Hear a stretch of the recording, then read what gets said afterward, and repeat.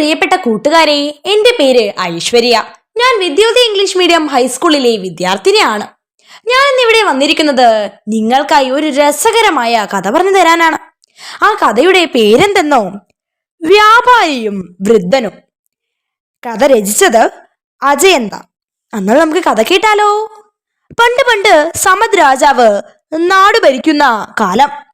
ഒരു ദിവസം രാജാവ് ഒരു വ്യാപാരിയുടെ വേഷത്തിൽ കുതിരപ്പുറത്ത് കയറി മരുഭൂമിയിലൂടെ യാത്ര പുറപ്പെട്ടു.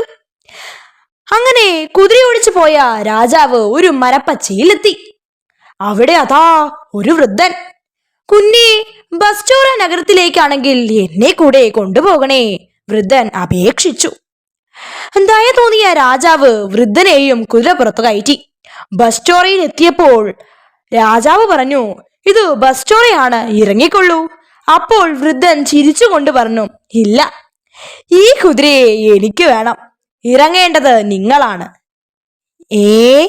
നിങ്ങളെ ഞാൻ വഴിയിൽ നിന്നു ഈ കുതിരപ്പുറത്തു കയറ്റിയതല്ലേ? രാജാവ് ചോദിച്ചു. അപ്പോൾ വൃദ്ധൻ പറഞ്ഞു, ശരിയാണ്, പക്ഷേ ആ സത്യം ഇവിടെ ആർക്കാണ് അറിയുന്നത്? നമ്മൾ രണ്ടുപേരും ഇവിടെ അപരിചിതരാണ്. വൃദ്ധനായ എന്നെ ആളുകൾ വിശ്വസിക്കുള്ളൂ, അതുകൊണ്ട് ഇറങ്ങിപ്പോകൂ. തർക്കമായി. ആളുകൾ ചുറ്റും കൂടി. അവർ രണ്ടുപേരെയും കുതിരയോടൊപ്പം ന്യായാധിപന്റെ അടുത്തെത്തിച്ചു. വ്യാപാരിയുടെ വേഷമായതുകൊണ്ട് രാജാവിനെ ആർക്കും മനസ്സിലായില്ല. ബസ്റ്റോറിയിലെ ന്യായാധിപൻ അബ്ദുള്ള വലിയ ബുദ്ധിമാനാണെന്ന് സമദ് രാജാവ് കേട്ടിട്ടുണ്ടായിരുന്നു. അവർ ചെന്നപ്പോൾ ഒരു എണ്ണ കച്ചവടക്കാരന്റെ പരാതി കേൾക്കുകയായിരുന്നു ന്യായാധിപൻ. എണ്ണ കച്ചവടക്കാരൻ ഇങ്ങനെ പറഞ്ഞു, ഈ സ്വർണക്കട്ടി എന്റെ വീട്ടിലെ സ്വത്താണ്, വർഷങ്ങൾക്ക് മുൻപ് മുത്തച്ഛൻ സമ്മാനിച്ചത്. ഈ ചുമട്ടുകാരൻ ഇത് തട്ടിയെടുത്തതാണ്. അപ്പോൾ ചുമട്ടുകാരൻ പറഞ്ഞു, ഞങ്ങൾ പാവപ്പെട്ടവരായത് അടുത്ത കാലത്താണ്. എന്റെ പണക്കാരനായ അച്ഛൻ സമ്മാനിച്ചതാണ് ഈ സ്വർണക്കട്ടി, ഞാൻ ഇത് വിട്ടുതരില്ല.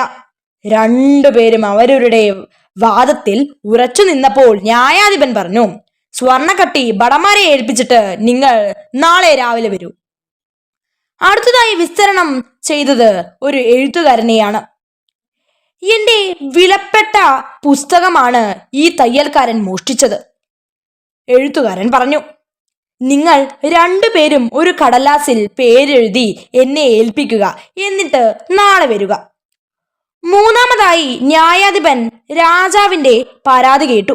രാജാവ് നടന്നതെല്ലാം പറഞ്ഞപ്പോൾ വൃദ്ധൻ കരയാൻ തുടങ്ങി. വൃദ്ധനായ ഞാൻ എന്റെ കുതിരയില്ലാതെ എങ്ങനെ തിരിച്ചു പോകും? അപ്പോഴും ന്യായാധിപൻ പറഞ്ഞു, കുതിരയെ ഇവിടെ ഏൽപ്പിച്ചിട്ട് പോയിക്കൊള്ളൂ, നാളെ രാവിലെ വിധി പറയാം. വിരിഞ്ഞുപോയ പരാതിക്കാർ എല്ലാവരും പിറ്റേന്നു ന്യായാധിപന്റെ മുൻപിലെത്തി.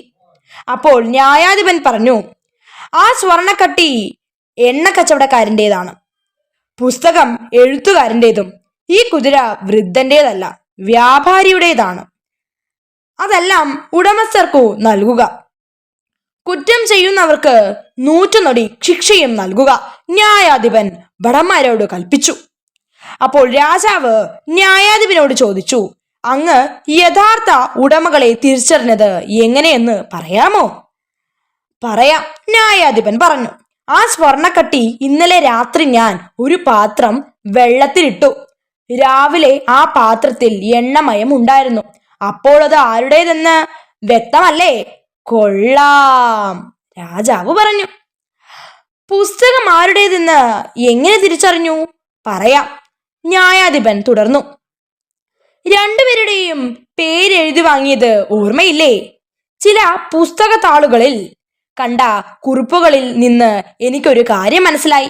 അതിലെ കൈയക്ഷരം എഴുത്തുകാരൻ്റെതു തന്നെ.